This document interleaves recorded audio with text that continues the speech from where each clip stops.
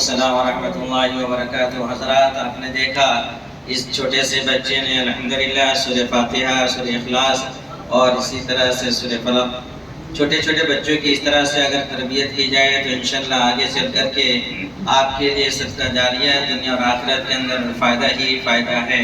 رب العالمین سے دعا کرتے ہیں کہ العالمین ہمیں بھی اپنے بچوں کی اسی طرح سے تربیت کرنے کی توفیق عطا فرمائے۔ زیادہ تفصیل میں نہ جاتے ہوئے میں فضیلت الشیخ حضرت مولانا اسلم صاحب مدنی حفظ اللہ کو دعوت سخن دیتا ہوں، وہ آئے اور اپنے مواعظ حسنہ سے ہم سامعین کو مستفیض فرمائے۔ فضیلت الشیخ حضرت مولانا اسلم صاحب مدنی حفظ اللہ۔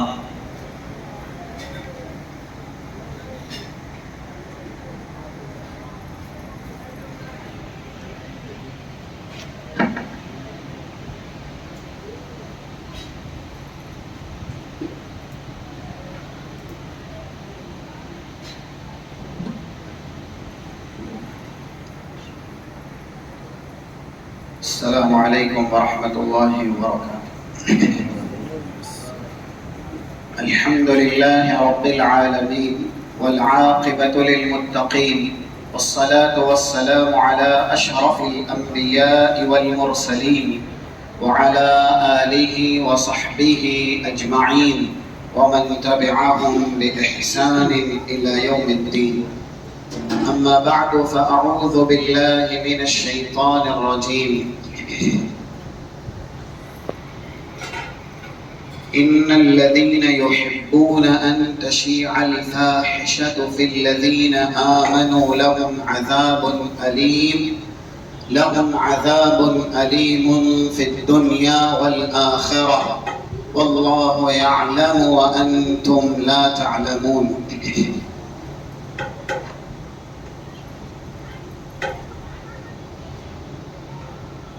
نہایت ہی قابل احترام منصب صدارت پر جلوہ افروز فضیلت الشیخ ابو بکر صاحب فلاحی حفظہ اللہ، ایسے ہی نہایت ہی قابل احترام ناظم جلسہ فضیلت الشیخ مولانا محمد اسماعیل محمدی حفظہ اللہ و دیگر قابل احترام علماء کرام، سامعین عظام، نوجوان ساتھیوں، اسلامی بھائیوں،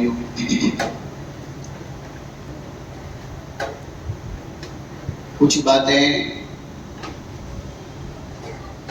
دعوتی فکر اور اصلاح سماج کے تعلق سے آپ کے سامنے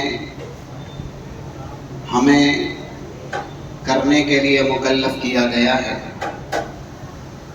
انشاءاللہ اسی کے پیش نظر قرآن اور حدیث کی روشنی میں مختصر سے وقت میں کچھ باتیں بیان کی جائے گی۔ رب العالمین سے دعا ہے اللہ ہمیں کتاب و سنت سننے، سمجھنے اور اسے عملی جامہ پہنانے کی توفیق و سعادت نصیب فرمائے۔ آمین۔ ہر ایک ذی عقل مسلم یہ بات گاہے بگاہے اس طرح کی نصیحت سے لبریز، محفل کی زینت بننے کی وجہ سے اچھی طرح جانتا اور سمجھتا ہے کہ اسے اللہ نے دنیا میں کس لیے پیدا کیا۔ ہم اور آپ دنیا میں آج جن چیزوں میں بھی مح ہیں، جن چیزوں میں بھی مصروف ہیں، ٹھیک ہے وہ ہماری دنیاوی ناحیے سے بہت بڑی ضرورت ہو سکتی ہے اور ایسے ہی بہت بڑی کامیابی بھی ہو سکتی ہے، لیکن اگر ہم صاحب اسلام ہیں تو ہم یہ سنتے آئے ہیں کہ رب العالمین نے ہمیں دنیا کے اندر ایک خاص مقصد کے لیے پیدا کیا، جیسا کہ مشہور آیت ہے 26 نمبر کی سورہ ذاریات کی، وَمَا خَلَقْتُ الْجِنَّ وَالْإِنسَ إِلَّا لِيَعْبُدُونَ، میں نے جن اور انس کی تخلیق محض اپنی عبادت کے لیے ہی کی ہے۔ حصر کے صیغے سے اللہ نے یعنی پرتاکید اسلوب اور انداز میں یہ بات بیان کی ہے، دنیا میں انسان اور جنات اللہ کی عبادت ہی کے لیے پیدا کیے گئے۔ وہ مشہور حدیث جسے ہم سنتے رہتے ہیں واعظین کے زبانی، 2466 نمبر کی جامع ترمذی کی حدیث قدسی ہے، قال النبی فیما یرویہ عن ربہ تبارک وتعالی، قال اللہ عز وجل یا ابن آدم تفرغ لعبادتی املا صدرک غنا واسد فقرک وإلا تفعل ملأت يديك شغلا ولم أسد فقرك۔ ابن آدم میری عبادت کے لیے فارغ ہو جا۔ اللہ نے بنی آدم سے، ابن آدم سے یہ خطاب کیا ہے، حدیث قدسی ہے، ہمیں فرصت، ہمیں موقع، ہمیں وقت کس کے لیے نکالنا چاہیے؟ اللہ کی عبادت کے لیے۔ اگر ہماری زندگی میں جو بھی قیمتی اوقات ہیں اس کا صرف اللہ کی عبادت میں نہ ہو، اس کا خرچ اللہ کی اطاعت میں نہ ہو، تو پھر یہ زندگی خود ہمارے لیے اجیرن ہے، یہ زندگی خود ہمارے لیے باعث عذاب ہے، کیونکہ ہم دنیا میں جو بھی لیے گئے ہیں ان سب کی وجہ یہ ہے کہ جس مقصد کے لیے پیدا کیے گئے ہیں اپنے اس مقصد میں ان تمام تر نعمتوں کو سہارا بنائیں، ان تمام تر نعمتوں کو وسیلہ اور ذریعہ بنائیں۔ اگر صحت دیے گئے، مال دیے گئے، اولاد دیے گئے، گھر دیے گئے، گاڑی دیے گئے، ایسے ہی دیگر نعمتوں سے اگر ہم دنیا میں مالا مال کیے گئے ہیں تو ان تمام تر نعمتوں کی مالا مالی کی وجہ سے اور ان سے ہمکنار ہونے کی وجہ سے ہمیں اتنا ہی شکر اللہ کا کرنا چاہیے۔ اسی لیے 147 نمبر کا ایک ٹکڑا جو کہ سورہ نساء کا ہے، ما یفعل اللہ بعذابکم ان شکرتم وآمنتم، جب تک شاکر رہو گے، مومن بنے رہو گے، اللہ تمہیں عذاب کیوں دے گا؟ اللہ نے پیدا کیا ہے، اس سے زیادہ رحم کرنے والا کوئی نہیں ہے۔ یہ 559 نمبر کی حدیث ہے صحیح بخاری کی، جس میں کہا گیا لَاللَّهُ أَرْحَمُ عَلَىٰ عِبَادِهِ مِنْ هَذِهِ الْأُمِّ عَلَىٰ وَلَدِهِ، ایک ماں اپنے چھوٹے سے بچے کے لیے جس قدر مہربان ہے، رحم دل ہے، اس سے کئی گنا زیادہ اللہ اپنے بندوں پر رحم کرنے والا ہے، وہ عذاب کیوں دے گا؟ لیکن آج جب طائرانہ نگاہ اٹھتی ہے اور چہار جانب بڑھتی ہے تو ہم خود اپنا احتساب کر کے یہ دیکھتے ہیں کہیں نہ کہیں مایوسی میں یا ایسے ہی لاچاری میں، مفلسی میں، بے بسی میں اور اس سے آگے ذلت خواری میں ہم یعنی کلمہ گو جو صاحب اسلام ہیں وہ مبتلا ہیں۔ کسی کہنے والے نے کیا ہی خوب کہا ہے، عظیم اتنے تھے تاج پیروں میں تھے، عظیم اتنے تھے تاج پیروں میں تھے، ذلیل اتنے ہوئے جوتوں میں آ گئے۔ یہ وجہ ہے، اسی لیے علامہ اقبال کے وہ اشعار، تجھے اس قوم نے پالا ہے آغوش محبت میں، کچل ڈالا تھا جس نے پاؤں میں تاجے سرے دارا۔ ہم ان کی طرف منسوب حضرات اور افراد اور اشخاص ہیں، ہمارے رہنما، ہمارے رہبر محمد الرسول اللہ صلی اللہ علیہ وسلم اور صحابہ کرام ہیں جن کے پیروں میں تاج ہوا کرتے تھے۔ وہ اسلام کی خاطر، اللہ کی خاطر اور اسلامی نشر و اشاعت کی خاطر، دعوت اللہ کی خاطر बड़ी सी बड़ी नेमतों को पाए तहकीर से रौंद दिया करते थे, ठुकरा दिया करते थे। और एक तरफ हम हैं, चाहे वो 77 नंबर की आयत का टुकड़ा सूरह अल इमरान का, इन्नल्लज़ीना यश्तरून बिअहदिल्लाह व अयमानिहिम समनन क़लीला उलाइका ला खलाक़ लहुम फिल आखिरह व ला युकल्लिमुहुमुल्लाह व ला यंज़ुरु इलैहिम यौमल क़ियामह। जो लोग हकीर तरीन दुनिया की मामूली सी शय पर ईमान नीलाम कर दे, इस्लाम फरोख्त कर दे, अल्लाह और उसके रसूल की बेहुरमती ही करते रहें, फिर ऐसों के लिए आखिरत में कोई इनाम नहीं है, ऐसों का कोई हिस्सा नहीं है। वो लोग आखिरत में खार होंगे, जलील होंगे। और कैसे? अल्लाह ना नजर रहमत डालेगा, ना ही कलाम करेगा, ना गुनाह से तस्बिया और तज़किया करेगा, वलहुम अज़ाबुन अलीम, दर्दनाक अज़ाब का शिकार बनाएगा। कहाँ हमारे रहनुमा थे, हमारे रहबर थे, और आज हम और आप कहाँ हैं?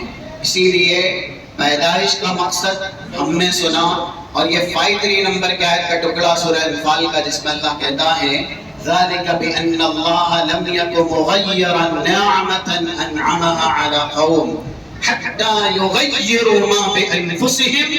नेमतें अल्लाह ने दी दुनिया में, जो हमारे मोहसिन होते हैं हम उनकी इताअत उतनी ही ज़्यादा करते हैं।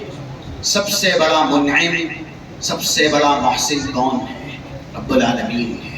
और उसके बाद हम और आप पर जिस ज़ात का सबसे बड़ा एहसान है वो रसूल अकरम सल्लल्लाहु अलैहि वसल्लम है।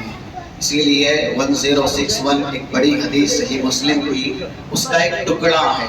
सहाबा जैसी जमात तक को रसूलुल्लाह ने कहा था, अलम अजिदकुम ज़ुल्लाला फहदाकुमुल्लाहु बी, क्या तुम सब के सब गुमराह नहीं थे? मैंने तुम सब के सब को गुमराह पाया था। सलालत के अमीर गार के अंदर तुम सब के सब गिरफ्तार थे, लेकिन रब्बुल आलमीन ने मुझे मनसब रिसालत पर फायज किया, रहमतुल लिल आलमीन बना करके मबऊस किया। मेरे जरिए, मेरे वास्ते से अल्लाह ने तुम्हें जन्नत का राही बनाया।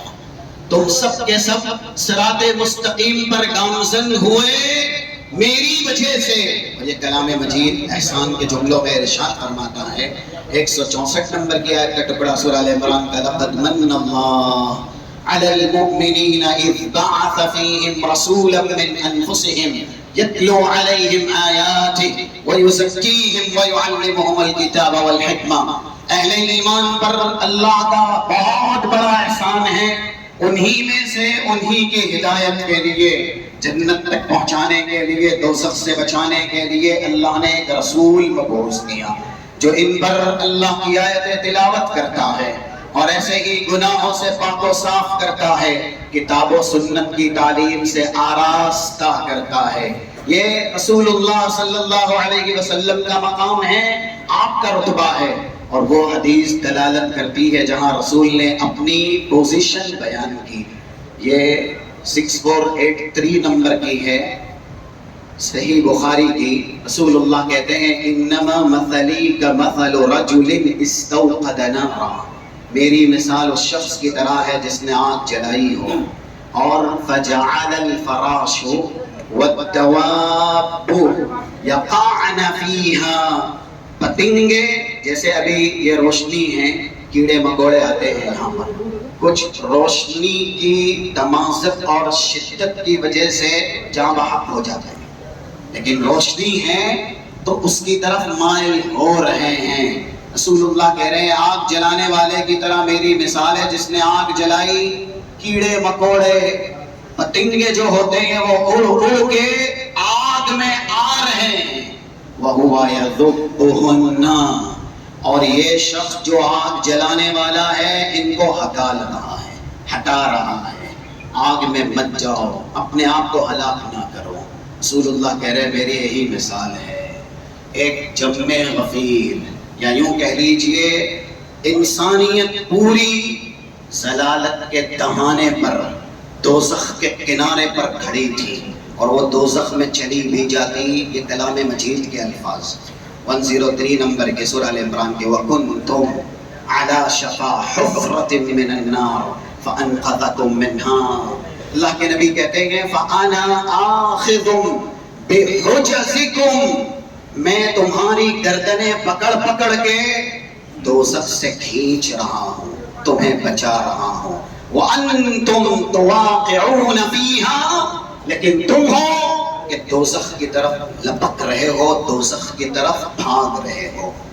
تو سب سے بڑا احسان اللہ کا 17 نمبر کے آیت کا ٹکڑا سورۃ الحجرات کا بل اللہ یمن علیکم ان ہداکم للایمان ان کنتم صادقین.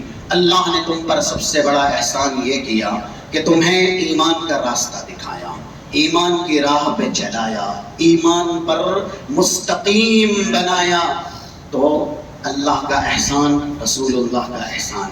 دنیا میں جو ہمارے سب سے زیادہ محسن ہوتے ہیں، ہم ان کے لیے اتنا ہی وقت نکالتے ہیں، ہم ان کی باتیں اتنی ہی زیادہ مانتے ہیں. سر دست والدین ہمارے بڑے محسنین میں سے ہیں نا، یا یوں کہہ لیجئے مخلوق میں سے سب سے بڑے محسن ہمارے والدین ہیں.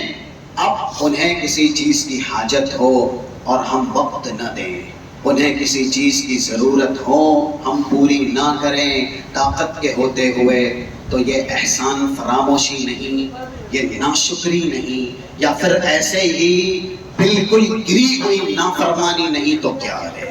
تو جب سب سے بڑا احسان ہم پر اللہ کا ہے، سب سے بڑا احسان ہم پر اللہ کے بعد رسول اللہ کا ہے، ان کی اطاعت کے لیے، ان کی فرما برداری کے لیے ہم زندہ نہ رہیں، ہم وقت نہ نکالیں، ہم فرصت کے لمحے نہ بٹوریں، اور ایسی محفلوں میں جا کر کے ان کی ہدایات سماع یا ایسے ہی استماع کے ناحیے سے بغور گوش پر آواز ہونا، محفلوں میں حاضر ہو کر کے قال اللہ قال الرسول نہ سنیں، اپنی زندگی کو اپنے محسنین کی رہنمائی کے مطابق نہ بنائیں، تو ہم سے بڑھ کر کے ناشکرا کون، ہم سے بڑھ کر کے نافرمان کون. اس لیے دنیا میں اپنے آنے کے مقصد کو ہمیں پہچاننا ہوگا، اور جب مقصد یاد آ جائے تو پھر مقصد کے لیے جینا ہوگا. یہ رسول اللہ نے بھی بتلایا ہے، اور انہی کی پیروی کا شدت سے ہم کو جا بجا کلام مجید میں اور خدا بھی کے فرمان میں حکم دیا گیا ہے. جیسا کہ 162 163 سورہ انعام کی آخر کی آیت ہے قل ان صلاتی ونسکی ومحیای ومماتی للہ رب العالمین لا شریک له. نبی کہہ دیجئے میری نماز، میری تمام مراسم عبودیت، جملہ نو عبادات، جینا مرنا تک کس کے لیے ہے؟ رب العالمین کے لیے. ہم اور آپ کو بھی کس کے لیے جینا ہے؟ ہم اور آپ کو بھی کس کے لیے دنیا میں مرنا ہے؟ ساری نعمتیں کس کے لیے قربان کرنی ہے؟ اللہ کے لیے، کیونکہ اسی نے ہی ساری نعمتیں دی ہیں. اگر وہ مانگے تو پھر اس کی راہ میں دی جائے، وہ کہے تو اس کی بات سنی جائے. اللہ کے پاس جانا یا نہیں جانا، ملنا ہے یا نہیں ملنا، حساب دینا یا نہیں دینا، اس نے تاکید کی ہے. کسی کے گھر کوئی مہمان بن کے جائے، میزبان تقاضا کرے کچھ لے کے آئیے گا، میزبان تقاضا کرے، پھر بھی مہمان لے کے نہ جائے تو شرمندگی ہے نا، باعث ندامت ہے. اللہ کہہ رہا ہے سورۃ الکہف، ہم اور آپ پابند کیے گئے ہیں ایک دن پڑھنے کے، جمعہ کے دن تلاوت کرتے ہیں، جو کرتا ہے اس کو پتا ہے. اخیر کی آیت 110 نمبر کی اس کا ٹکڑا فمن کان یرجو لقاء ربہ فلیعمل عملا صالحا. اللہ سے جسے ملنے کا شوق ہو، اللہ سے ملنے کا جو امیدوار ہو، اسے کرنا کیا چاہیے؟ اسے توشہ اکٹھا کرنا ہے، اسے ذخیرہ اندوزی کرنی ہے. کس کی؟ مال دولت کی، گھر کی، گاڑی بنگلے کی، بینک بیلنس کی. کس کی ذخیرہ اندوزی؟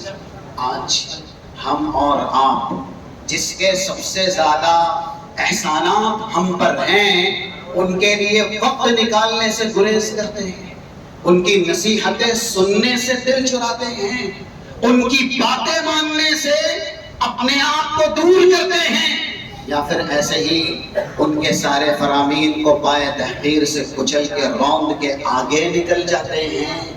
اگر ہم دنیا میں ایسے رہیں گے تو پھر عذاب نہیں دیے جائیں گے؟ نعوذ باللہ۔ کلام مجید میں اللہ نے کچھ لوگوں کو کہا کہ انہوں نے دنیا میں اپنا مقصد کیا بنایا۔ یہ صرف آیتیں ہیں، اسے سنیے گا، اور گزارش یہ ہے کہ ان آیتوں کو سننے کے بعد اپنا جائزہ لیجئے گا۔ پہلے میں اپنے سمیت ان آیتوں کو آپ کے سامنے بیان کر کے اپنا جائزہ لیں، یعنی ہم خود بھی اس میں شامل ہیں کہ یہ آیتیں سب سے پہلے ہمارے میزان احتساب پر ہو۔ کلام مجید میں رب العالمین نے کہا، جیسا کہ ایک موقع ہے 51 نمبر کی آیت کا ٹکڑا سورہ اعراف کا، الذین اتخذوا دینہم لہوا ولعبا وغرتهم الحیاۃ الدنیا فالیوم ننساہم کما نسوا لقاء یومہم ھذا وما كانوا بآیاتنا یجحدون۔ جن لوگوں نے دین کو دنیا کے اندر کھیل تماشا ہی بنا لیا ہے۔ آج ہمارے اوقات مسجد میں صرف ہوتے ہیں یا گارڈنوں میں؟ ہم زیادہ دین کی محفلوں میں وقت دیتے ہیں یا پارکوں میں؟ آج ہی کے دن دیکھ لیجئے اہل ایمان کی، جن کا دعویٰ ہے کہ وہ مومن ہیں، وہ مسلم ہیں، مرد سمیت خواتین، آپ چلے جائیے ان تمام تر جملہ تفریح گاہوں پر ایک بڑی فوج اللہ اور اس کے رسول کی نافرمانی کرتے ہوئے سیر و تفریح کی جگہ پر ملے گی۔ یہ کون ہیں جو مشرک ہیں؟ یہ کون ہیں جو معاند ہیں؟ یہ کون ہیں جو کافر ہیں؟ یہ وہ ہیں جو کہتے ہیں لا الہ الا اللہ محمد الرسول اللہ۔ تو ہم اور آپ دنیا میں کس مقصد کے لیے آئے ہیں؟ آج زیادہ تر ہم اور آپ اپنا احتساب کریں تو ہم یہی دیکھتے ہیں دنیا میں کھیل کود کو جنہوں نے اپنا دین سمجھ لیا ہے، وہ کھیل کود میں اتنے مخو ہیں، اتنے مصروف ہیں کہ گویا اسی کے لیے ہی پیدا کیے گئے ہیں۔ ہماری پہچان بھی معاف کیجیے گا، بے شرمی کے جتنے کام ہیں نا ان سے ہمیں پہچانا جاتا ہے۔ مسلمان اس فیلڈ میں، اس میدان میں رمز شناس کی حیثیت رکھتے ہیں سب سے زیادہ آگے جو بے حیائی کے کام ہیں، ایمان کش اور اخلاق برباد کر دینے والے، نیست و نابود کر دینے والے جو کام ہیں، اور اس حدیث کے مصداق بننے والے 5 نمبر کے مستدرک حاکم کی الایمان والحیاء قرنا یا قرناء جمیعا اذا رفع احدهما رفع الاخر۔ ایمان اور حیا ایک ساتھ رہتے ہیں، لازم ملزوم۔ اگر حیا جاتی ہے تو تنہے تنہا نہیں، ایمان سمیت جاتی ہے۔ اسی لیے سارے انبیاء جہاں توحید کے اندر یکساں تھے، وہیں پر اخلاقی نظام میں بھی ایک دعوت میں وہ سب کے سب یکساں تھے، جیسا کہ حدیث ہے، اور وہ 3484 یا 3483 یہ ہمانہ روایت ہے، 2-3 صحیح بخاری کے اندر ہے، ان مما ترک الناس من کلام النبوہ اذا لم تستحی فاصنع ما شئت۔ سارے انبیاء کے سنہرے کلام میں یہ بات شامل تھی کہ اگر انسان میں شرم و حیا کا مادہ نہیں تو پھر وہ برائی کو برائی نہیں سمجھتا، اچھائی سمجھ کے کرتے جاتا ہے۔ آج ہمارے اخلاق اتنے گرے ہوئے ہیں دین بیزاری سے، اسلام دوری سے، کتاب و سنت کی نافرمانی سے، کہ ہم اور آپ شرم حیا کے دائرے سے نکل چکے ہیں۔ اس لیے سب سے زیادہ بے حیائی، سب سے زیادہ بے پردگی، بے حجابی یا ایسے ہی فحش کلمات کا ارتکاب یا اظہار، سب و شتم کرنا، لعن طعن کرنا، گالی گلوچ کرنا، فسق و فجور بکنا غیروں کے یہاں نہیں ہے، ان کے یہاں ہے، جن کا دعویٰ ہے کہ اسلام ہماری تہذیب ہے، ایمان ہمارا تمدن ہے۔ تو جن کی تہذیب اسلام ہے، جن کا تمدن ایمان ہے، کیا وہ زبان سے فحش گو ہے؟ وہ زبان سے گالی بکتے ہیں، سب و شتم کرتے ہیں۔ ایک صحابی کو جن کا دعویٰ تھا کہ میں مومن ہوں، صحابہ ایمان لاتے تھے نا، رسول اللہ کوئی اخلاقی کمی نقص عیب ان میں دیکھتے تو انہیں تنبیہ کرتے تھے۔ 8084 یہ ابو داؤد کا ریفرنس ہے۔ ایک صحابی سے کہا لا تسبن احدا، آج کے بعد ہرگز کسی کے خلاف بدگوئی مت کیجیے گا۔ وہ کہتے ہیں بس فرمان رسول سنا، جب سنا اس کے بعد سے انسان تو انسان، جانور تک کو بھی میں نے اپنی زبان سے برا نہ کہا۔ فما سبقت احدا ولا دابہ، یہی الفاظ ہیں، جانور تک کو بھی برا بھلا نہیں کہا۔ رسول اللہ نے ایک بار کہا مومن ہو، مسلم ہو، اسلام کی تہذیب کے علم بردار ہو، زبان سے فحش کوئی نہیں کر سکتے۔ 4838 یہ کتاب التفسیر صحیح بخاری کا ریفرنس ہے۔ اسی طریقے سے جامع ترمذی کے اندر بھی اس طرح کی حدیث موجود ہے۔ 2516 نمبر سے حضرت عائشہ کیا کہتی ہیں؟ کان رسول اللہ صلی اللہ علیہ وسلم لم یکن رسول اللہ صلی اللہ علیہ وسلم فاحشا ولا متفحشا وکان من احسن الناس خلقا۔ یہ الفاظ حدیث ہیں۔ رسول اللہ کبھی زبان سے بدگوئی نہیں کرتے، کسی کی بدگوئی کا سبب بھی نہیں بنتے، نہ آپ نے کسی کو بدگوئی سکھائی ہے، نہ بازاروں کے اندر جیسے لوگ آواز نکالتے ہیں اور انسانیت کے دائرے سے نکل جاتے ہیں، وَلَا سَخَّابًا فِي الْأَسْوَاقِ وَلَا يَجْزِي السَّيِّئَةَ بِالسَّيِّئَةِ، نہ رسول اللہ بدی کا بدلہ بدی سے دیتے تھے، وَلَكِنْ يَعْفُو وَيَصْفَحُ، یہ سب بہترین اخلاق ہیں۔ آج اسی کے برعکس ہم اور آپ کا کردار ہے، ہم اور آپ کا اخلاق ہے۔ اس لیے جب کسی قوم کا دنیا میں پیدا ہونا کھیل تماشا ہو جائے تو پھر وہ قوم اسی دنیا کے اندر ذلیل کی جاتی ہے۔ جیسا کہ 70 نمبر کی آیت کا ٹکڑا ہے سورہ انعام کا، وَذَرِ الَّذِينَ اتَّخَذُوا دِينَهُمْ لَعِبًا وَلَهْوًا وَغَرَّتْهُمُ الْحَيَاةُ الدُّنْيَا وَذَكِّرْ بِهِ أَن تُبْسَلَ نَفْسٌ بِمَا كَسَبَتْ لَيْسَ لَهَا مِن دُونِ اللَّهِ وَلِيٌّ وَلَا شَفِيعٌ۔ نبی آپ نصیحت نہ کیجئے، چھوڑ دیجئے ایسی قوم کو جنہوں نے دنیا کے اندر اپنا مقصد حیات کھیل کود بنا لیا ہے۔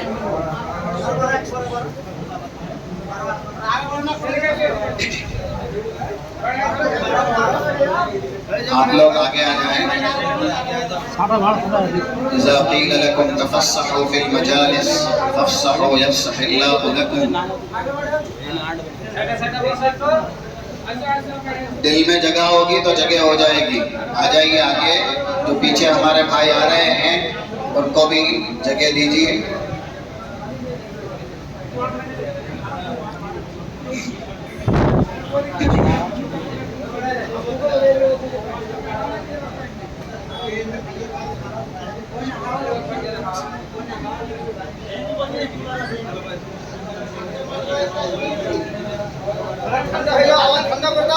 خاموش ہو جائیے، ایک آدمی رہنمائی کرے، سب نہ بولے۔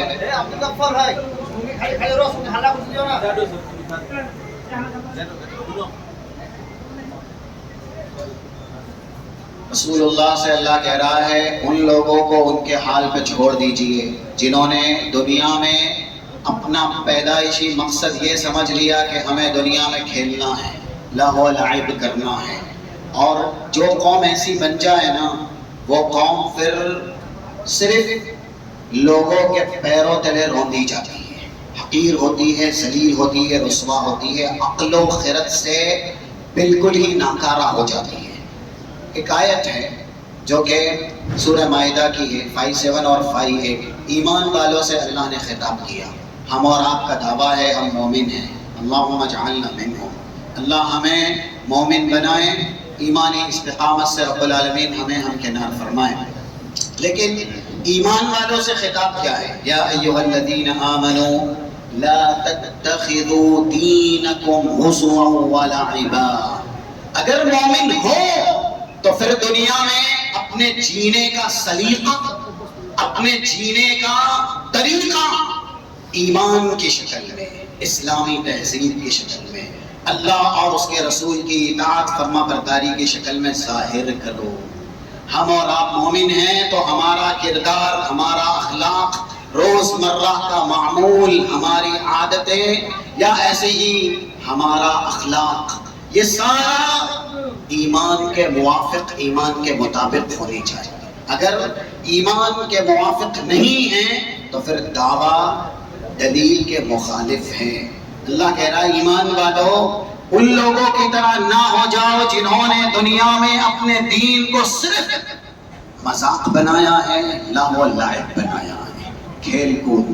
تعلیم کے ناحیے سے بھی آپ دیکھ لیجئے، سارے رزلٹ اور سارے ریکارڈ سب کے سب موجود ہیں۔ دنیاوی تعلیم میں بھی سب سے زیادہ پیچھے وہ قوم ہے جو دنیا میں سب سے زیادہ تعلیم کی مکلف کی گئی ہے، جس کی شریعت کا پہلا حرف جو نازل ہوا آسمان سے، پہلا لفظ، وہی تعلیم کے اس بات یا تعلیم کی اہمیت اور افادیت پر دلالت کرتا ہے۔ سورہ علق، اقرا، جس کی شریعت کا پہلا ہی وحی کا جملہ اقرا بسم ربک الذی خلق ہو، اور وہ قوم لوگوں سے سیکھنے کے لیے، تعلیم لینے کے لیے مجبور ہو، یا ان سے وہ تعلیمی میدان کے اندر بہت پچھڑی ہوئی ہو، تو اس قوم نے اپنی شریعت کا حق کیسے ادا کیا؟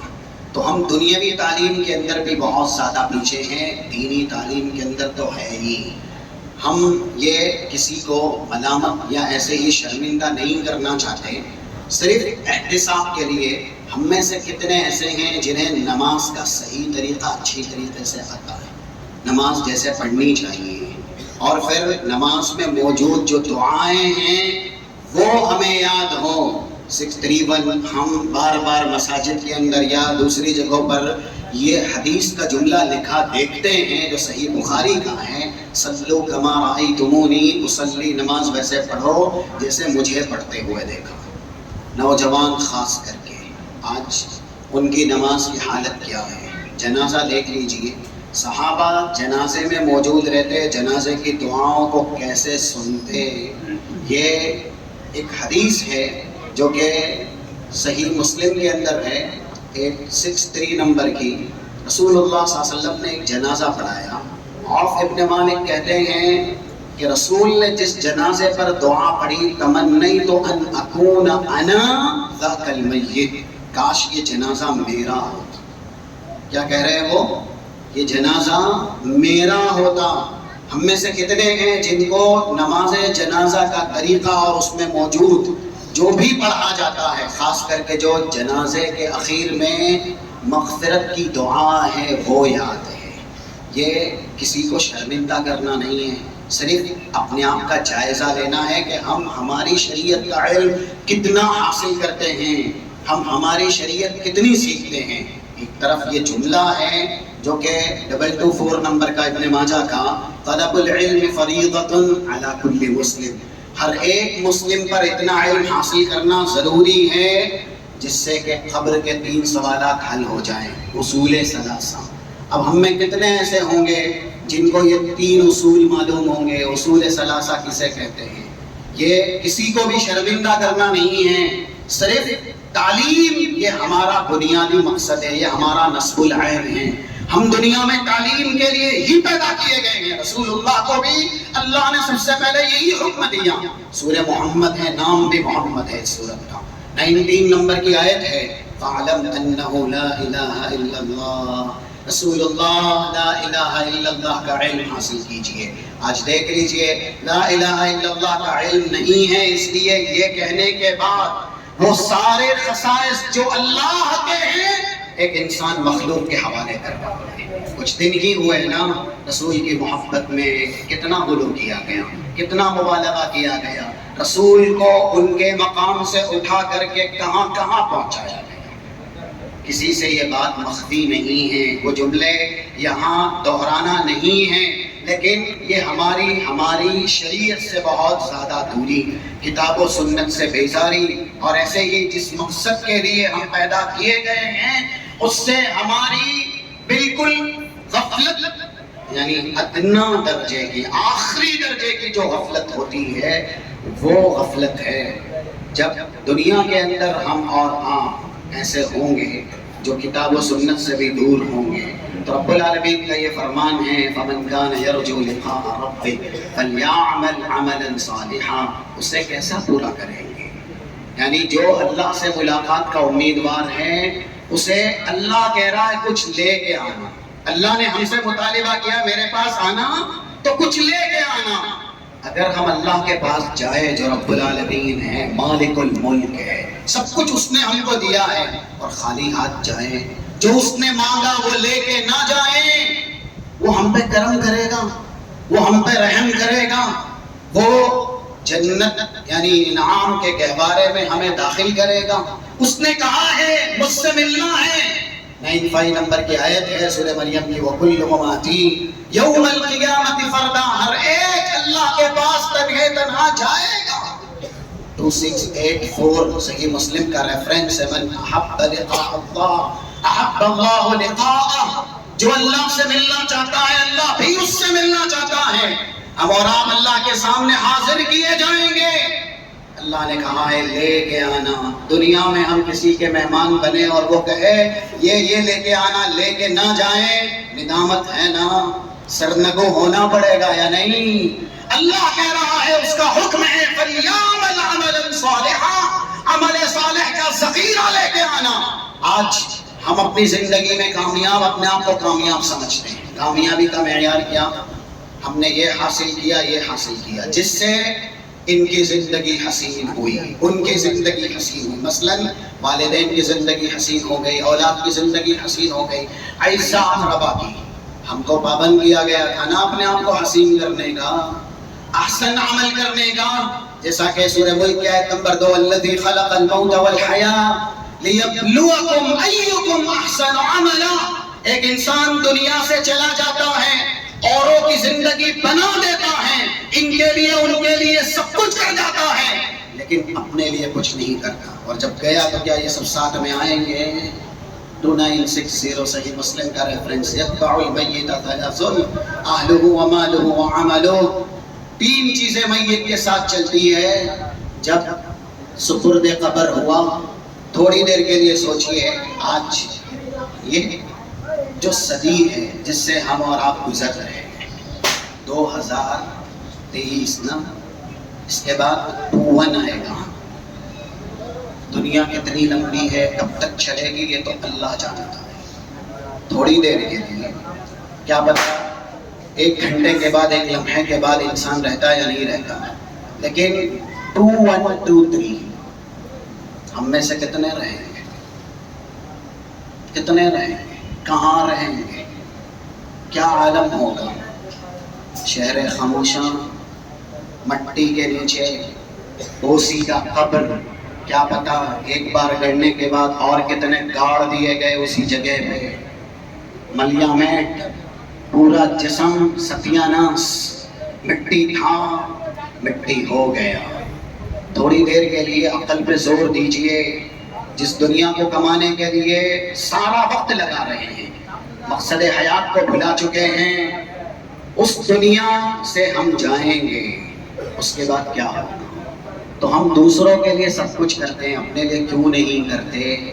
اور اگر اپنے لیے نہیں کیا تو کیا پھر جو آنے والا مرحلہ ہے اس میں ہماری اعانت کون کرے گا؟ ہماری امداد کون کرے گا؟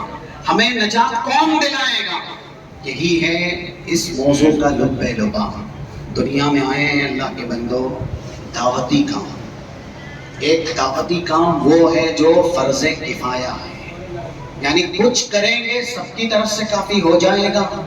قرآن کریم کا جب ہم گہرائی سے مطالعہ کرتے ہیں، سورہ آل عمران کی کچھ آیات ہیں جیسے 9899 اور اس کے بعد کی آیتیں ہیں، تو اہل کتاب سے یہودیوں سے اللہ نے 2 خطاب کیا، اور وہیں 103 اور 104 میں اہل ایمان سے. جو یہ کرتے ہیں وہ تمہیں نہیں کرنا ہے، اس کے برعکس کرنا ہے. قُلْ يَا أَهْلَ الْكِتَابِ لِمَ تَكْفُرُونَ بِآيَاتِ اللَّهِ وَأَنْتُمْ تَشْهَدُونَ.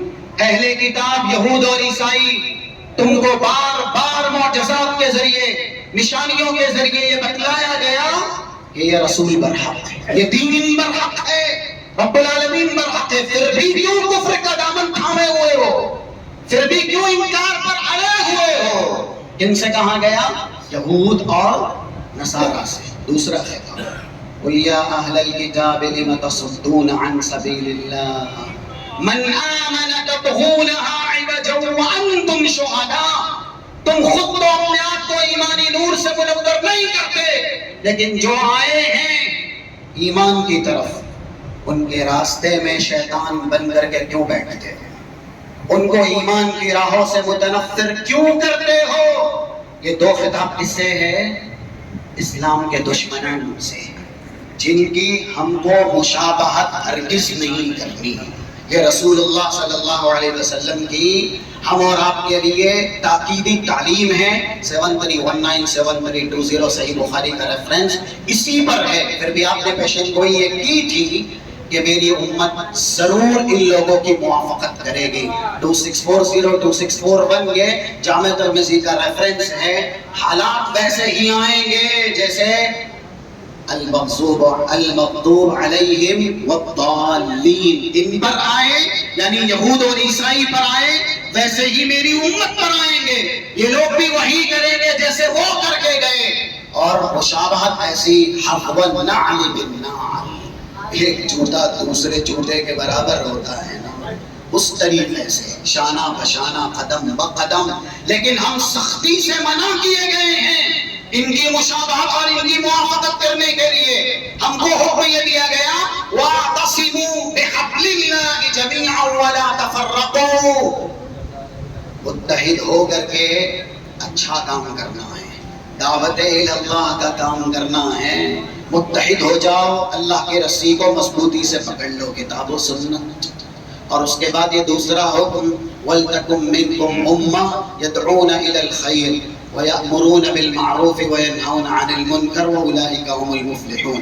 103 اور 104 اتحاد کے ساتھ اللہ کی رسی یعنی کتاب و سنت کو تھامنا ہے، اور پھر کتاب و سنت خود سمجھا، خود سیکھا، خود عملی جامہ پہنایا، تو پھر اس کی تبلیغ اور اس کی تنشیر کرنی ہے، اس کی نشر و اشاعت کرنی ہے، فرض کفایہ ہے۔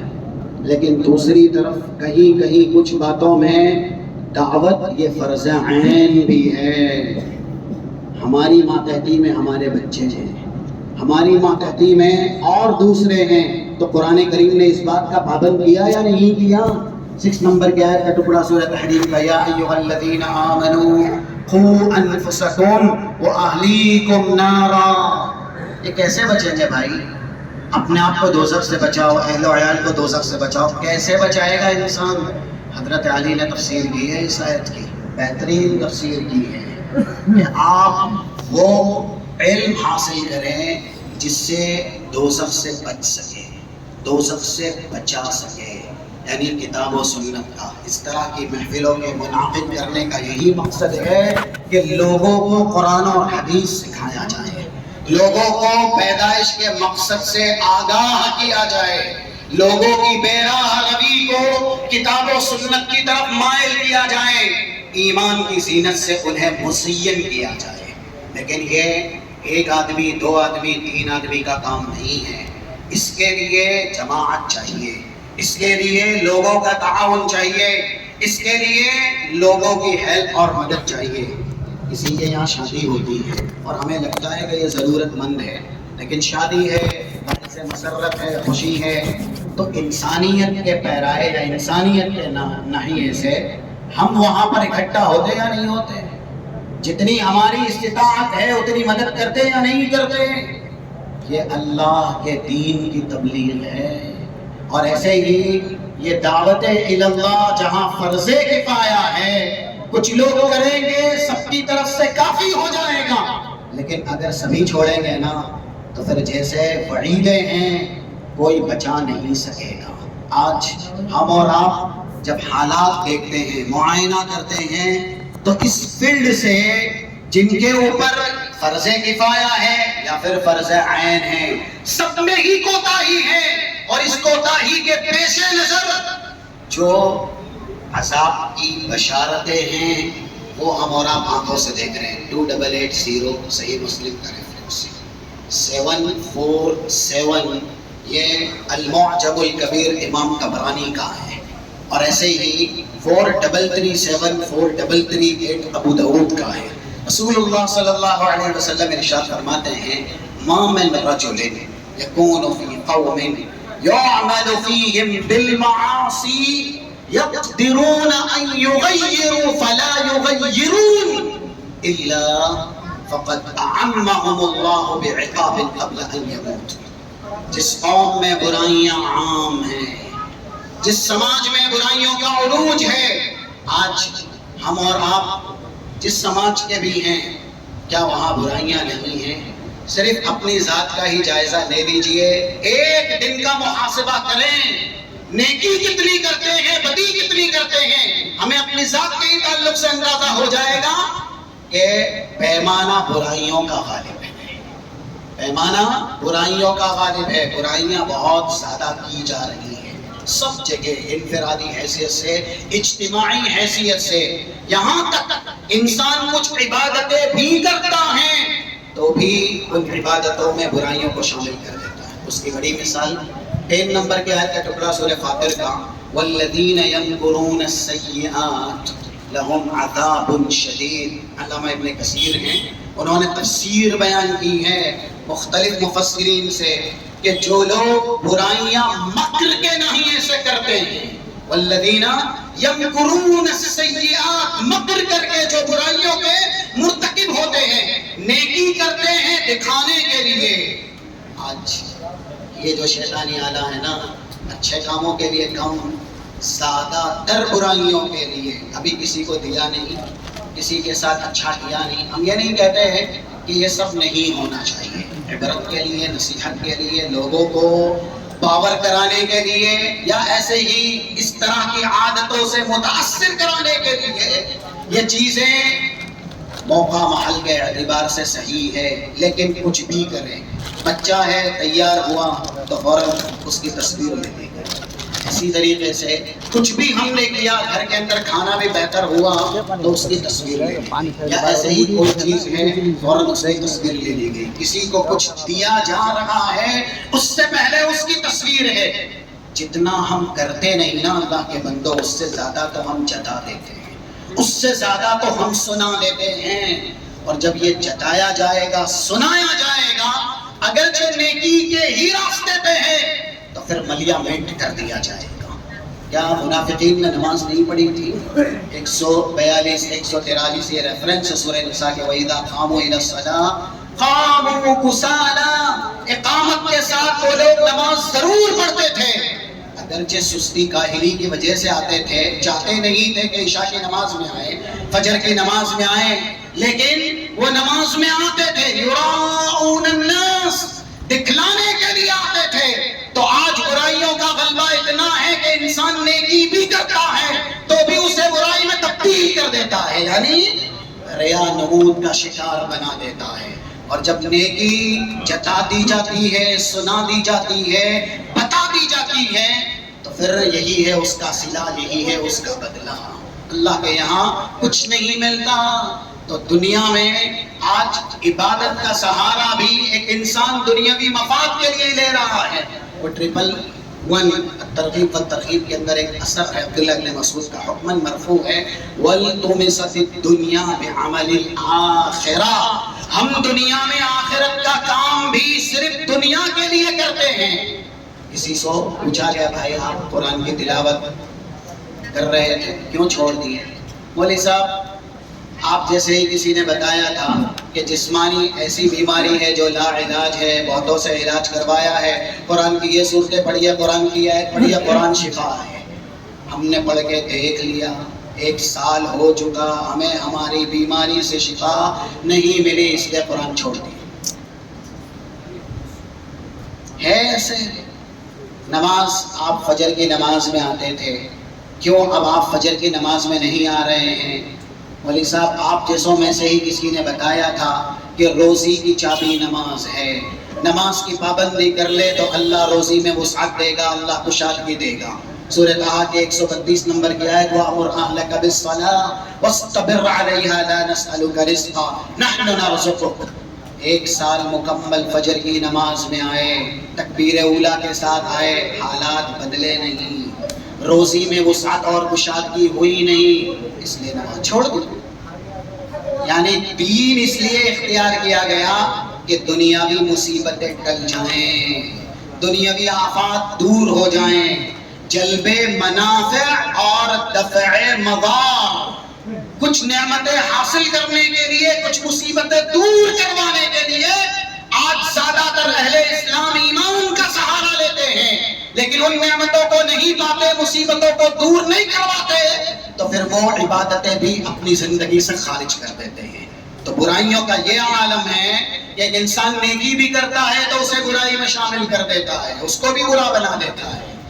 تو رسول اللہ کہہ رہے جس سماج میں ہو، جس معاشرے میں ہو، اگر برائیاں عام ہیں، دیکھیے ہم اور آپ جس سماج کے بھی ہیں، یہ برائیوں سے بھرا ہوا سماج ہے، شرک ہو، کفر ہو، بدعات ہو، خرافات ہو، خواہشات، نفس پرستی ہو، ہوا پرستی ہو، انارکی ہو، فحشکاری ہو، بے حیائی ہو، جو بھی گناہ ہیں، سود خوری ہو، یا ایسے ہی جو زبان درازی ہو، ہاتھا پائی ہو، لڑائی جھگڑے ہو، معاملات کے اندر ایک دوسرے کے ساتھ دھوکہ ہو، مکر ہو، فریب ہو، تجارت میں جھوٹ ہی جھوٹ ہو، یہ ساری برائیاں ہمارے سماج کے اندر موجود ہے۔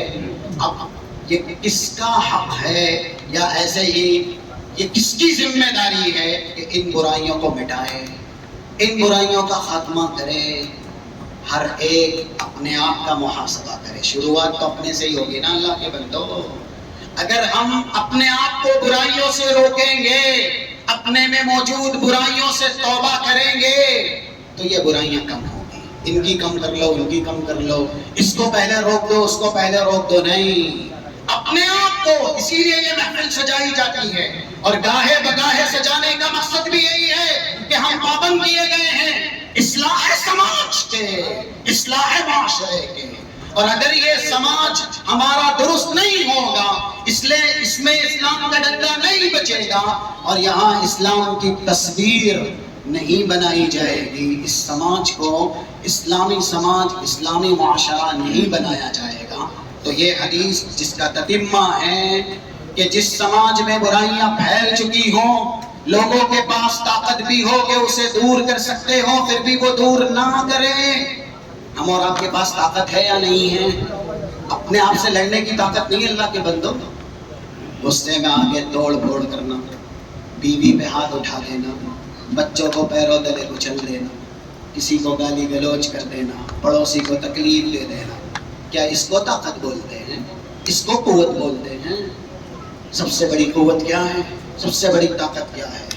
وہ 1129 نمبر کا ریفرنس صحیح الجامع کا۔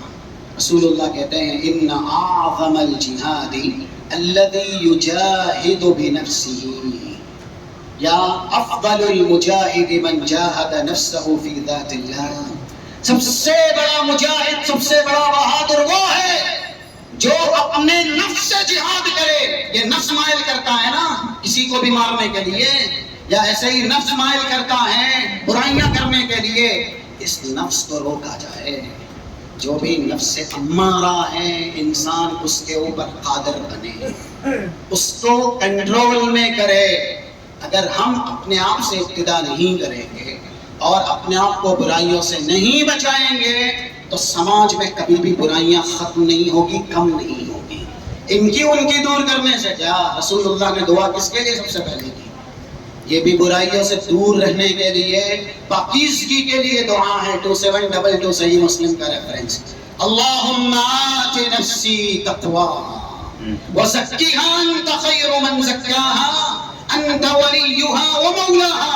اللہ سب سے پہلے مجھے میرے نفس کا تقوی عنایت کر، مجھے یہ توفیق دے کہ میں اپنے نفس سے جہاد کر سکوں، میں اپنے نفس کو پاکیزہ بنا سکوں، گناہوں سے پاک اور صاف کر سکوں۔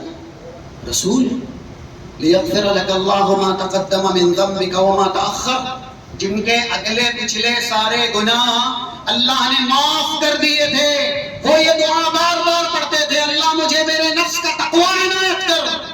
ہم اور آپ کتنی بار یہ دعا پڑھتے ہیں؟ شاید ہم میں سے کن کن کو یہ دعا یاد ہے؟ اللہم آت نفسی تقواها وزکھها انت خیر من زکاها انت ولیہا ومولاہا۔ یہ رسول اللہ اپنے لیے کرتے تھے۔ کوئی اتنی بلندی کو ایسے ہی نہیں پہنچتا، بلندی کے پیچھے راز ہوتے ہیں۔ جب انسان کاوشیں کرتا ہے، کوششیں کرتا ہے، تو پھر بلندیوں کی سیر کرایا جاتا ہے، افق پہ پہنچایا جاتا ہے۔ 69 نمبر کا ایک ٹکڑا سورہ عنکبوت کا، والذین جاہدوا فینا لنہدینہم سبلنا۔ اللہ کہتا ہے ہماری راہ میں مجاہدہ کرو۔ سب سے پہلا مجاہدہ مجاہدۃ النفس ہے، اپنے نفس سے جہاد کرو، نفس سے لڑو۔ یہ جو تمنا خواہشیں کرتا ہے، آج ہمارا کردار بتلاتا ہے کہ مرنا نہیں ہے، ہمیں قبر میں جانا نہیں ہے، لیکن دوسری طرف ہم اور آپ یہ حقیقت بار بار سنتے ہیں کہ رسول اللہ نے اس موقع پر صحابہ تک کو یہ نصیحت نمدیدہ یا آپ دیدہ ہو کر کے کی تھی۔ رسول اللہ صلی اللہ علیہ وسلم نے، جیسا کہ 4195 ابن ماجہ کا ریفرنس ہے، ایک جنازے میں شریک ہوئے تھے، اور جب میت سپرد قبر کر دی گئی، فجلس علی القبر یا حول القبر فبکا حتی بل الثرى۔ رسول اللہ صلی اللہ علیہ وسلم قبر کے کنارے بیٹھے اور آپ روئے یہاں تک کہ قبر کی مٹی گیلی ہو گئی، اور آپ نے کہا یا اخوانی لمثل هذا فاعدوا، لوگو یہاں کے لیے تیاری کرو۔ ہم نے کہاں کے لیے تیاری کی ہے؟ کردار سے اللہ کے بندوں ایسا نہیں لگتا کہ ہمیں مر کے جانا ہے، ہمیں صرف دنیا میں ہی رہنا ہے، ہم ایسے جی رہے ہیں، اتنی نفس کی ہم غلامی کرتے ہیں، ہم خواہشات نفس کی اتنی پیروی کرتے ہیں، جو دل چاہتا ہے، جو نفس چاہتا ہے، وہ سب ہم کر گزرتے ہیں، چاہے نعوذ باللہ انسانیت کے دائرے سے نکلنا ہو۔ مسلم چھوڑیے، مومن چھوڑیے، یہ تو اوپر کے درجات ہیں، انسان ہوتا ہے پہلا، پھر مسلم، پھر مومن۔ آج حیوان بن کے بھی لوگ نفس کی غلامی کرتے ہیں اور خواہشات نفس کی پیروی کرتے ہیں۔ ایسے ایسے قصے واقعات سننے میں آتے ہیں کہ بیٹی کے ساتھ ایسا کیا گیا، گھر میں موجود بہو تھی اس کے ساتھ، یا پھر ایسے ہی جس نے سب کچھ سمجھا اسی کو ہی آج زندان کے پیچھے، جیل کی سلاخوں کے پیچھے، صرف خواہشات نفس کی تکمیل کے لیے کہ پیسہ اتنا چاہیے تھا اور یہ چیز حاصل کرنی تھی، تو اس کے نام سے یہاں سے قرض لیا گیا اور اس کو دھوکہ دیا گیا، اتنے سالوں کی اسے سزا۔ اس کی جو مؤنث یعنی خاتون ہے، جسے سب سے بڑا اپنا محسن سمجھا، اس نے احسان کا یہ صلہ دیا، کئی سالوں کے لیے جیل کی سلاخوں کے پیچھے ڈال دیا، اس لیے صرف اسے کچھ پیسے چاہیے تھے، یہ چیزیں خریدنی تھی، اور اس خاتون کا نام لے کر کے یہاں وہاں سے سود پر پیسے لیے اور اس کے بعد فرار ہوا۔ جن کے نام پہ لیے گئے تھے آج بھی وہ زندان کے پیچھے ہیں۔ یہ سب ہم کر رہے ہیں، صاحب اسلام کر رہے ہیں۔ راتوں رات کون جگتے ہیں؟ کن کے یہاں سب سے زیادہ ہوٹلوں کی بھیڑ رہتی ہے؟ چوراہوں پر رات رات کون بیٹھتے ہیں؟ اوباشی کون کرتے ہیں؟ یا ایسے ہی اخلاق کش حرکات کون انجام دیتے ہیں؟ یہ سب ہم کرنے والے ہیں، جن کا نام احمد، جن کا نام محمد ہے، عبداللہ، عبد الرحمن ہے۔ اسی لیے جب ہمارے اخلاق کو دیکھا جاتا ہے تو لوگ کہتے ہیں کہ اسلام یہ ہے، اسلام یہ ہے۔ آج اسلام بدنام ہے ہماری وجہ سے، ہم کم بدنام ہوئے، والدین کی تربیت کم بدنام ہوئی، لیکن ہم نے انسانیت سے بھی گری جو حرکتیں کی ہیں، بد اخلاقی کے نام پر، اس سے اللہ اور رسول اللہ زیادہ بدنام ہوئے۔ ہم کیا منہ دکھائیں گے اللہ کے سامنے؟ کیا لے کے جائیں گے؟ اس لیے انسان اپنے نفس سے جہاد کرے، نفس پر کنٹرول، نفس پر قابو، یہ سب سے بڑا مجاہدہ ہے۔ اسی کا نام طاقت ہے، اسی کا نام قوت ہے۔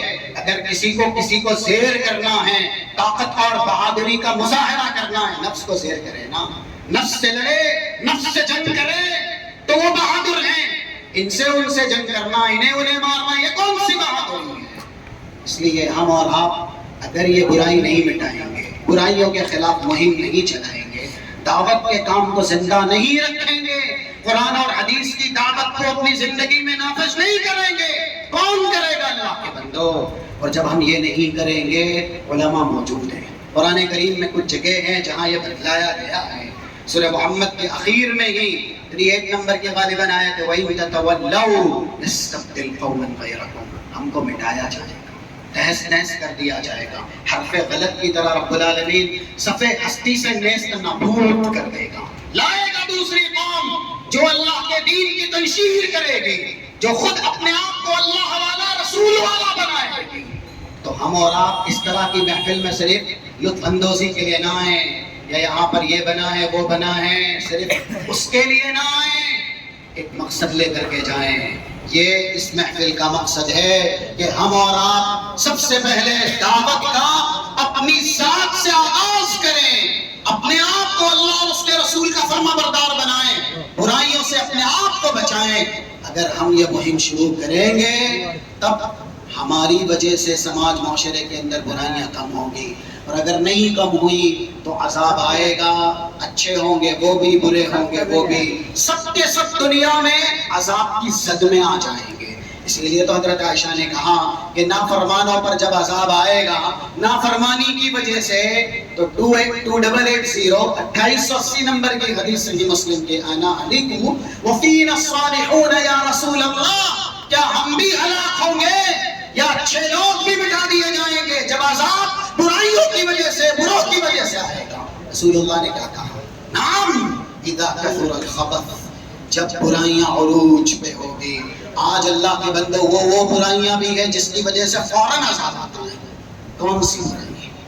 جیسا کہ ایک حدیث آتی ہے 2511 جامع ترمذی کی، بہت سی جگہوں پر ہے 4211، یہ ابن ماجہ کی ہے، ما من ذنب اجدر ان يعجل الله صاحبه عقوبة في الدنيا مع ما يدخر یا مع ما يدخر له في الآخرة۔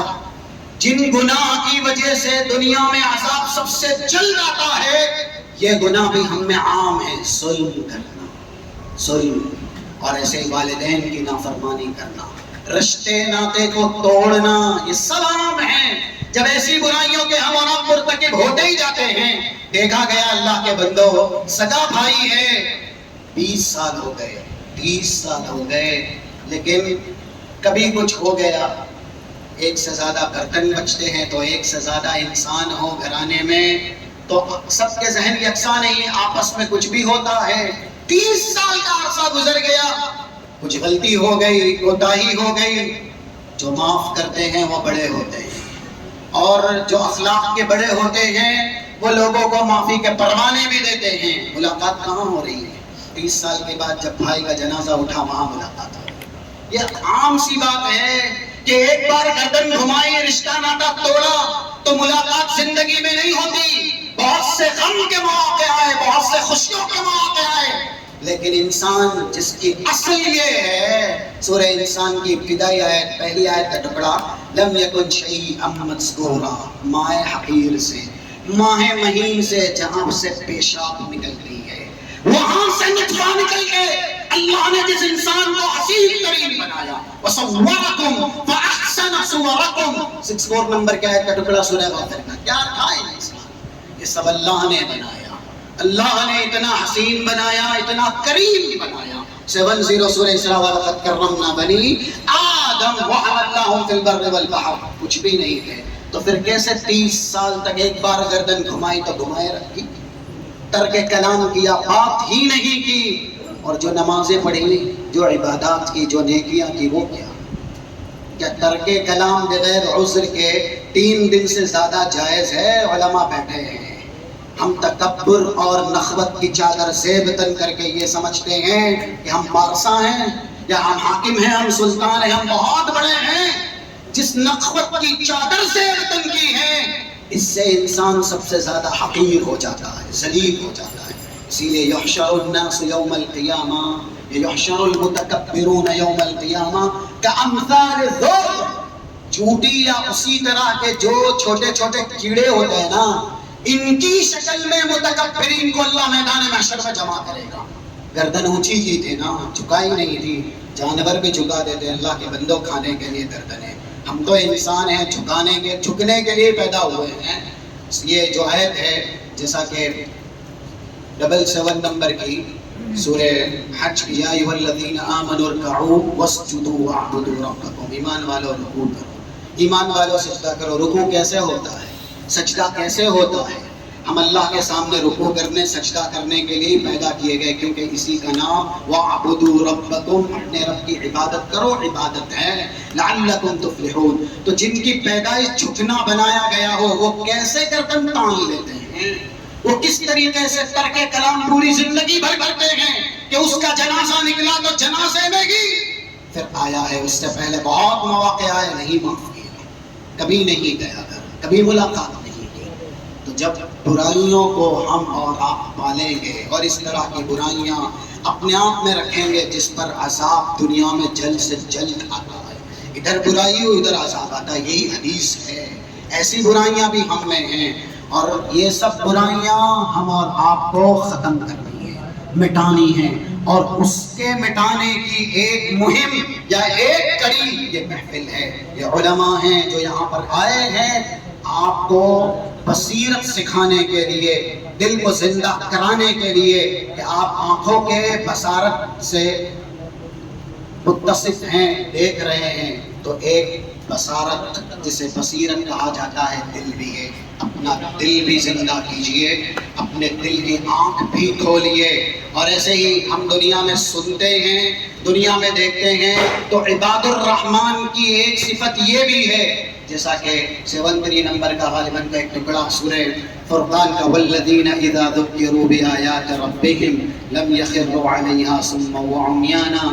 ایمان والوں کو جب نصیحت کی جاتی ہے تو وہ گوش پر آواز ہوتے ہیں، گونگے اور اندھے نہیں بنتے ہیں. ہم سب جگہ گوش پر آواز ہو جاتے ہیں، شیطانی آواز پر ہمارے کان لگ جاتے ہیں، لیکن اللہ اور اس کے رسول کی باتیں ہوتی ہیں انسان اونگتا ہے. کسی نے کہا قطب مینار دلی میں ہے، تو کہا کہ بھائی قطب مینار یعنی کتا بیمار ہے دلی میں، یعنی قطب مینار کی جگہ اس کو اونگ میں کتا بیمار سنائی دیا.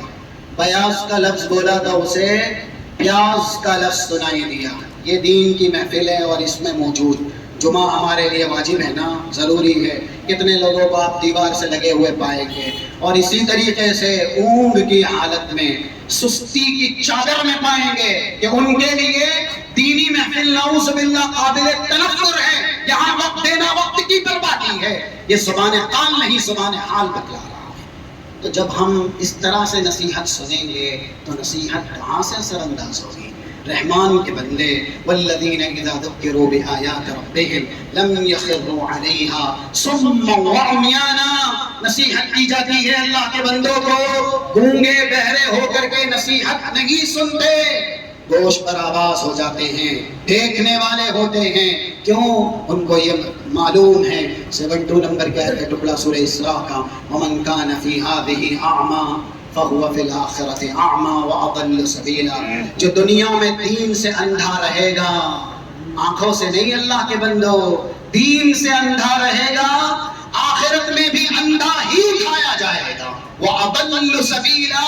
یہ جملہ بتلا رہا ہے کہ یہاں جسمانی بینائی کا تذکرہ نہیں ہے کہ جو جسمانی اعتبار سے نابینا ہے، یہاں دینی اور روحانی اعتبار سے نابینا ہونے کا تذکرہ ہے. وَأَضَلُّ سَبِيلًا. سب سے بڑا گمراہ بھی وہی ہوگا جو دنیا میں دین سے اندھا ہوگا. سب کچھ ہمیں معلوم ہے، 4 پیسے دنیا میں کوئی ہم سے ایسے نہیں لے سکتا. ہم اتنے ہوشیار ہیں، ہم اتنے عقل مند ہیں، لیکن دین کے نام پر کوئی ہم کو بدعات بھی سکھا دے، خرافات بھی سکھا دے، شرک اور کفر بھی سمجھا دے، ہم سب کو ہی دین سمجھ لیتے ہیں نعوذ باللہ. کیونکہ ہم میں دینی بیداری نہیں ہے، ہم میں دینی الفت و محبت نہیں ہے. اس طرح کی محفل میں بیٹھ کر کے جو فوائد ہیں، وہ فوائد زندگی میں نافذ کرنے کی صلاحیت اور قابلیت نہیں ہے. یہ 2 باتیں اخیر کی. یہ دنیا عبادت کے لیے پیدا کی گئی ہے، ہم اور آپ اس میں عبادت کے لیے پیدا ہوئے ہیں.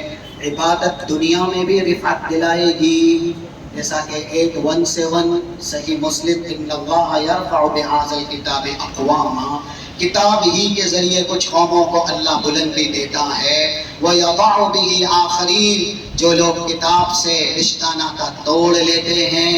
اخبار بہت پڑھا جاتا لیکن قرآن کون پڑھتا ہے؟ ایسے ہی بچوں کو یہ گھولایا گیا، بچوں کے لیے یہ ساری چیزیں، یہ آج دنیا میں ایک بچے کے لیے ایک انسان کیا کچھ نہیں کرتا، لیکن اگر دین نہیں سکھایا ہوگا، کتاب و سنت نہیں سمجھایا ہوگا تو میدان محشر میں وہی بچہ باپ سے دور بھاگے گا۔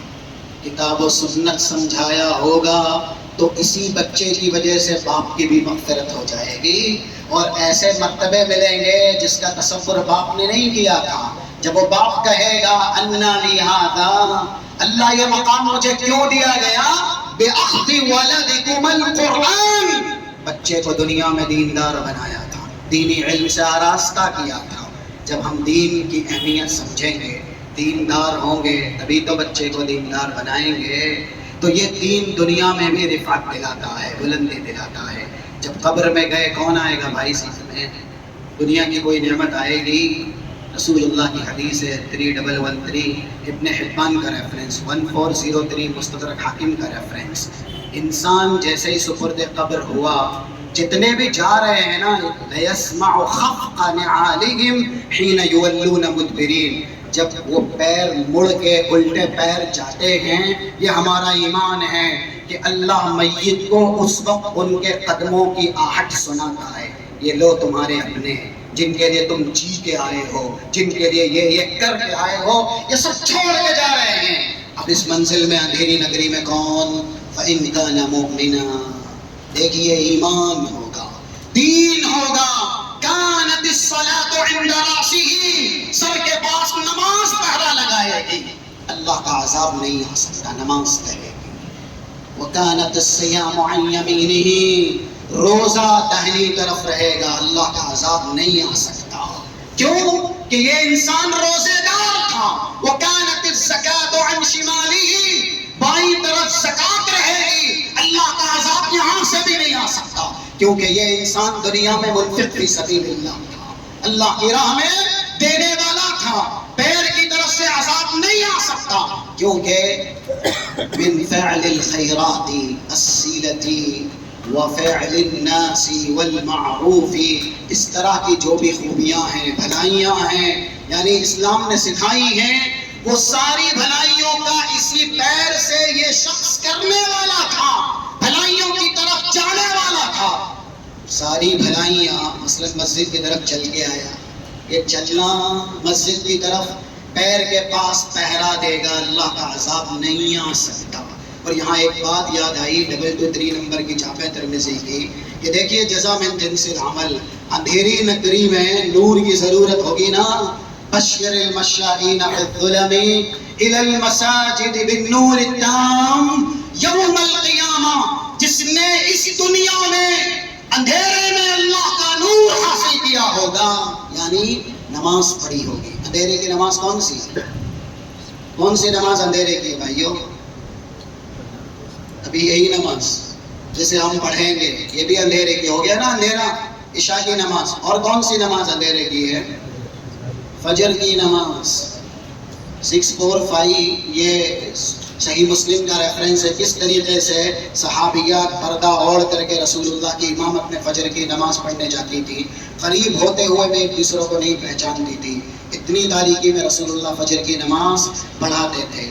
اس دنیا میں جس نے اندھیرے میں نور حاصل کیا ہوگا، اور یہ بھی 223 نمبر ہی کی حدیث ہے لیکن صحیح مسلم کی ہے، جس میں نماز کی کوالٹی یا خوبی یہ بیان کی گئی، الصلاۃ نور، نماز سراپا نور ہے۔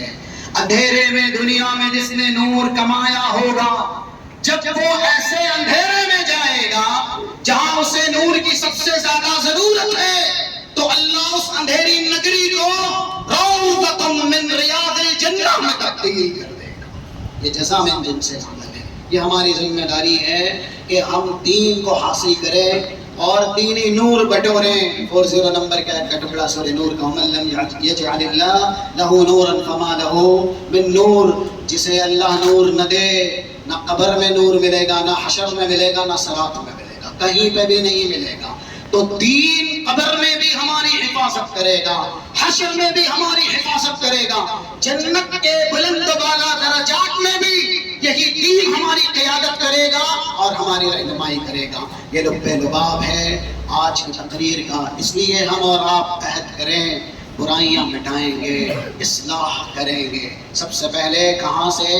اپنی ذات سے. اور جو لوگ اس طرح کی محفلیں رچاتے ہیں، بساتے ہیں، ان کا ساتھ دیں گے، ان کا تعاون کریں گے، اور جو بھی خیر کے کام ہیں اس میں ان کی رہنمائی میں کام کریں گے، ان کی اطاعت اور ان کی فرما برداری کریں گے. رب العالمین سے دعا ہے اللہ ہمیں کتاب و سنت کی باتیں سننے سمجھنے، اپنی ذات سے لے کر کے سماج معاشرے کی اصلاح کرنے کی توفیق و سعادت نصیب فرمائے. صلی اللہ علی نبینا محمد وعلی آلہ وصحبہ اجمعین. السلام علیکم ورحمۃ اللہ وبرکاتہ.